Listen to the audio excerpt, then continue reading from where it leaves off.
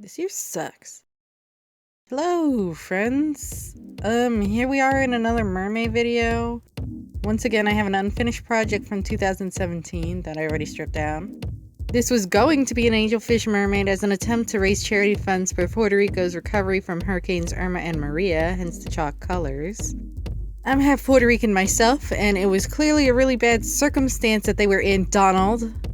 But look, I've tried that method previously with 2 custom ponies for breast cancer, and I didn't even get comments on their photos on DeviantArt. And on a smaller scale with a Design Adopt auction to benefit Feeding America to the same result.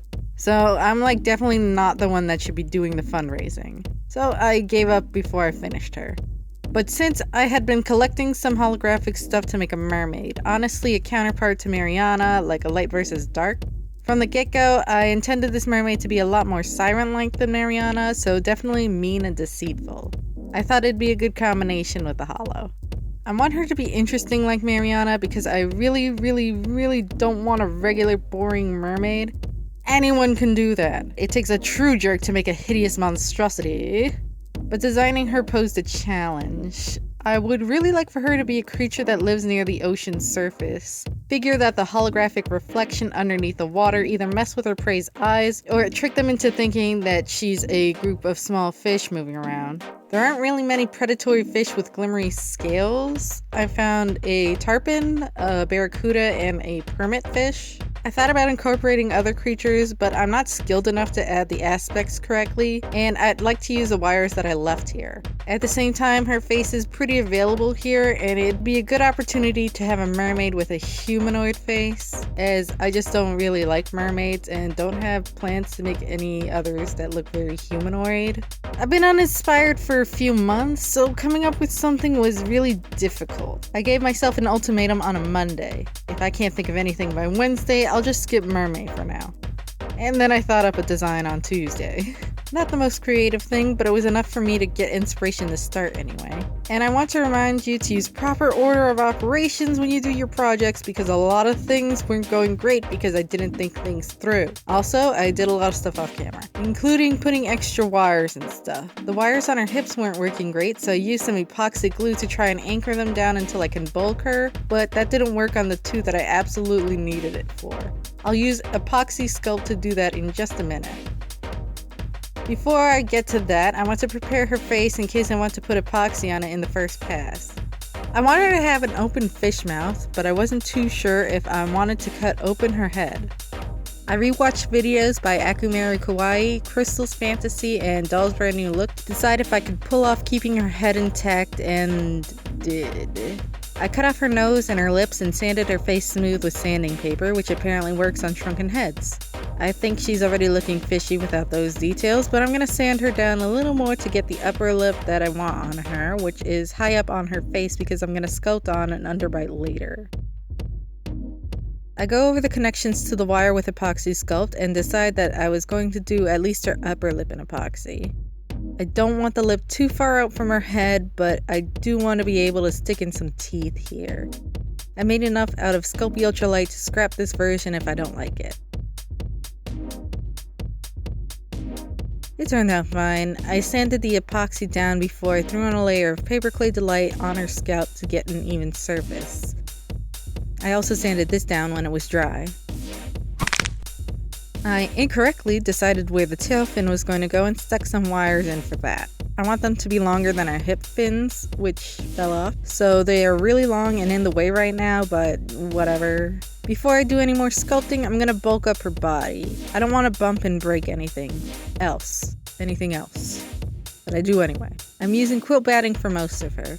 To keep it tied down, I use some scrap yarn. The color of this doesn't matter because it gets covered up completely.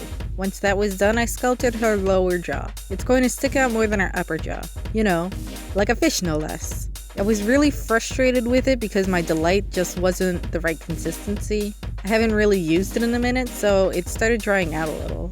Water helps revive it, but it also kind of disintegrates it. It became way too thin to work with as a sculpting material. But water also smooths it down and helps it stick to things, which I need. I wanted to give up for the night, but I also wanted for this bit to dry over that time so I didn't have to waste so much of the day waiting on it.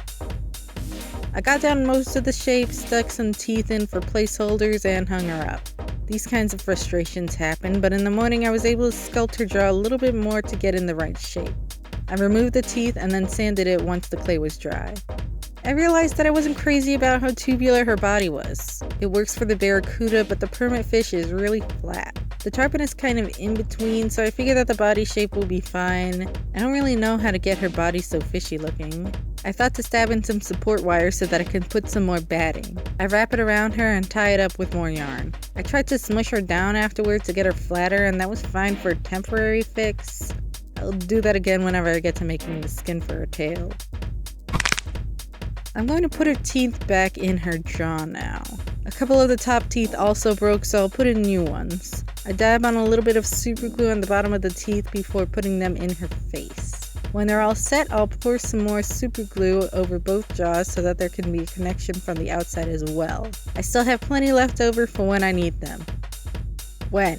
To strengthen the paper clay, I also dripped some super glue on the rest of her bottom jaw and around her ears, as well as down the top of her head where her fin will go. I want those parts to be secure. I sand them down again when they're dry because the super glue leaves a weird grainy texture that I don't like.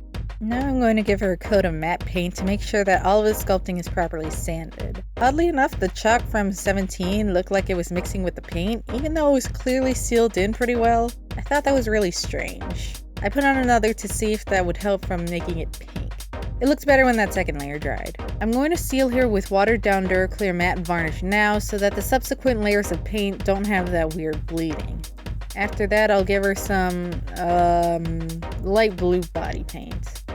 I just need the full body equivalent of painting the scalp, but for holographic material, which is multicolored, I have two kinds of holo stuff, but I based her as if I'm using the blue holo and not the silver holo. This wasn't the right color. I think my camera cut off before I could fully color her mouth, but I did that like a pinkish grayish version of the skin color because my fish have pretty dull maw flesh. I thought I should try to make it deeper looking near the top, so I very carefully tried to wet blend in some black gradually. I don't know if it came out great, and I tried repainting it to be a little fleshier looking, but I think it's maybe the layers of color that natural things have. It makes them look like, good. I'm going to repaint her face with pencils and pastels later, at least partially, so I can adjust it more then. Her eyes will definitely be fishy, and not quite where Draculaura's were. This is probably fine. I wasn't looking at a rough for the base color, but I'm pretty sure that I'm going to paint over it anyways. What I do want from this is to get some decently heavy shading in. The face can be a little bit subtler, which will come with later layers, but the body definitely needs to have some deep shading on it. Realizing that I didn't have enough material for part of her and not wanting to buy more because I'm certain that I won't end up liking her at all no matter what I do, I was going to use some holo sequins as scales for the body part of her. Realizing that I didn't have enough material for part of her and not wanting to buy more because I'm certain that I won't end up liking her at all no matter what I do, I was going to use some holo sequins as scales for the body part of her. Sequins that I thought were translucent but weren't. Not yet sure how I'm going to attach them, but they're probably going to cover up most of the color of the body, thank goodness. So I need to define where any different shapes are. So like under the boobs and arms and along her spine and between her shoulder blades and stuff. Just something to maybe suggest that she's not like just a tube above her hips. We'll see how that goes, as I don't want to put too many color layers on her and have the glued on sequins fall off. I did only 2 layers of pastels. The eyes of the reference fish all have some kind of brownish tone to them, which is great. This will allow her to have a nice eye color that will stand out from the rest of her design. I based it with a golden in color and put a little bit of yellow in the center to try and get some variation, which didn't wind up mattering because the gold paint that I used over top of it covered those up. That's fine. I put her pupils in the center of her eyes to look fishy and creepy. Trying to clean that up made the gold a little textured, but I did kind of want there to be places where the light catches, but not like this. Oh well. On some scrap paper, I mapped out how her fins are gonna look. I want her head and dorsal fin to be a combination of the curviness of the permit's fins with the silly little tail that tarpon's dorsal fins have. It's cute. For the same reason, the ventral fin will also be curved like that. They all have pretty similar pectoral fins, so I'll use that shape on her pelvic and ear fins, which she winds up with 2 pelvic fins, be patient. I have a limited amount of the vinyl that I want to use for these fins. I cut out the paper pattern and situate them within the borders of the piece to see if I can make it work, and I did pretty well. I wind up needing to redo her head fin and feel very, very lucky that I had enough for it, and very, very stupid for wasting the first version. I'm going to attach them by both sewing them to the wires that I had for her fins, and then I'll go back and cover the thread in some hot glue. I took care of most of her upper body fins before I had to go and cover up her tail. Honestly, should have done her tail first, but whatever. As far as that goes, I thought that I didn't need to use fleece because I didn't need to worry about the underlying texture for her that I did for Mariana. This one is going to have scales all over her, and while I'm still not certain how I'm going to attach those, using a less than textured fabric for this is going to be okie dokie. One that still has grip, but I don't need fur or anything. I did the sewing off screen because I just take forever to do that and it's not interesting. I am harshly, painfully aware that none of this is. When it's on, I sew the dorsal and ventral fins onto her. I went and tried to glue the end of the vinyl to the doll using Fabrifix, but it was really not working. I guess my bottle is no good no more. I tried switching to clear Elmer's, but that was also like gumming up as I was using it, which was really weird because it was raining when I did this part. I did the same thing for her hip fins while they were off her body. I attached them again, but they kept falling off. I'll consider gluing them to the tail, but I think they may just have to stay off. Believe me, I tried to get the wires for these things to stick in the doll, but I couldn't bore through the plastic enough to get them to stay. Even the epoxy that I added wasn't helping anchor them, so they're not important anyway. Her arms are supposed to be her pectoral fins. I'll get to her hands later. I made a template for her tail fin on newspaper to get the right size, and I'll take it to the vinyl so that I can cut it out properly. Her tail fin is going to mostly look like a barracuda's because they have a nice curve to them. Ideally, I'll use one single piece of vinyl for it. I went and bought a tote bag online specifically for it, which I didn't want to do, but whatever. I'll sew it onto the wires for her tail and cover the connection with hot glue the same as the other fins. I painted the connections to her fins in black. As obnoxious as I want her to look, permits have fins with black edges and the other 2 fish also have dark fins. This will also break up the holo or provide a decent base for silver repaint if it turns out that I don't like the black. Since these parts are bendy, I'm going to mix the acrylic paint with just a tiny bit of varnish. I'll go with the watered down matte since I have that pre-mixed. As far as covering for her tail, I don't have enough of the material that I wanted to use to cover the whole thing. I don't think I even have enough of the backup. I did find a version of the original one at Joann, but I really didn't feel like paying $35 per yard on this project that I'm sure I'm going to hate anyway. I looked over the rest of what I had and decided to compromise. I'm going to give her a darker part at her spine, the alternative material in the middle, and then the original material as her belly. The Barracuda and Tarpon both have a couple different colors anyway, so...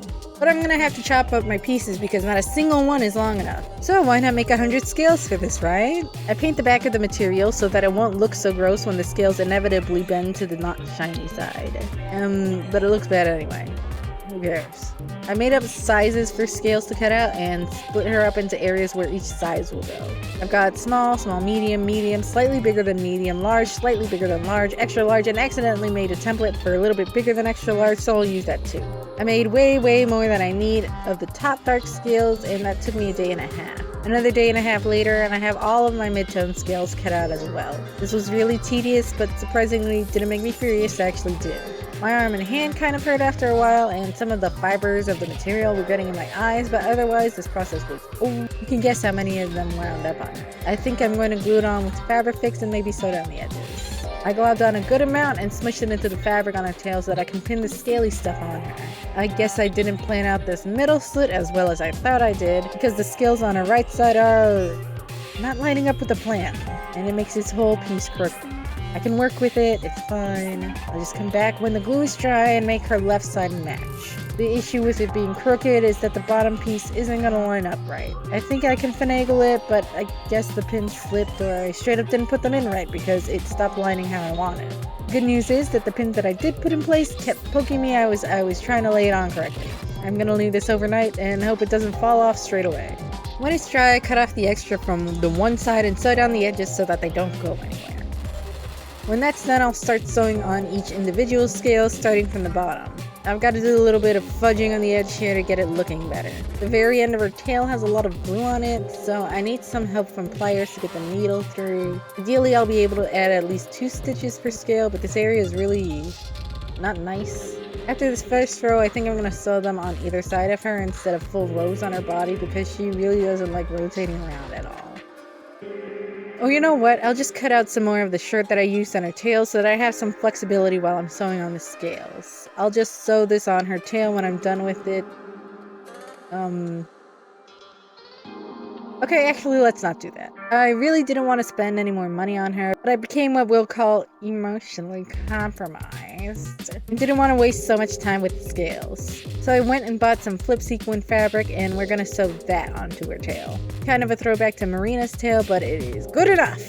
I'm leaving on the belly scales though because I don't want to try to take them off. Hopefully it's not the worst. Oh yeah, I tried to fix her singular pelvic fin. I tore it out and tried to use blue magic putty to seal off the hole that was left because it's supposed to set in like 15 minutes, but it never set. So I tore off that blender and some of her body paint and quickly made another pelvic fin just like her original one. And I'm gonna loop them together and jam one of the wires back into her chest. I didn't want to wait another day or risk having epoxy putty that won't set after that long, so I fudged up the transition with more hot glue. It's fine, I'll paint over her body again. When I'm done with all that, I'm going to scale her torso because of course I am.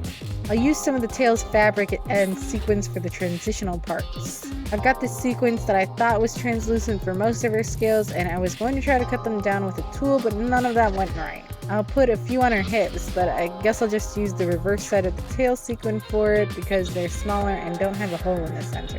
Monster high bodies really do be shaped in a way that doesn't want sequins on it. I did my best with most of her, but there are a couple curves that I'm just going to cover up with fabric. And then glue all of it down with hot glue. I actually forgot that I had cellophane type confetti glitter stuff, so I'll scatter that on her arms and head.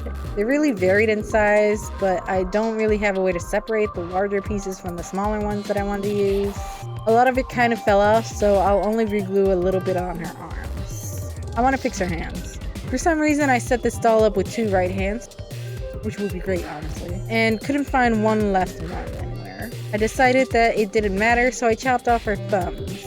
I'll give her the same webby hands that Marina had. I size and jam in some thin wire where her knuckles are and super glue them down so they don't move as much when I go in and fill the gaps with epoxy. I don't have any more of this thin wire, so I don't want it falling off before it's on the fins. They don't quite go along the doll's fingers, but bite me. I'll refine the shape when I sand them, and I'll give them a coat of some paint. After that, I'll try to glue on some of the same material that I used on her tail fin, but that didn't work because the glue won't stick to it. So instead, I'll just fill in between the fingers with clear hot glue. I didn't get footage, but I smudged on some metallic nail powder on the hot glue and sealed it in with nail polish. Now I can attach them to her arms again. I'll give her a couple coats of watered down Duraclear gloss varnish that I mixed some micro glitters into. I'll trim down the broken teeth and replace them with some new ones. I painted those off camera. I dragged my family out to the beach to take some pictures of her. My mom took most of these. Her Insta is in the description.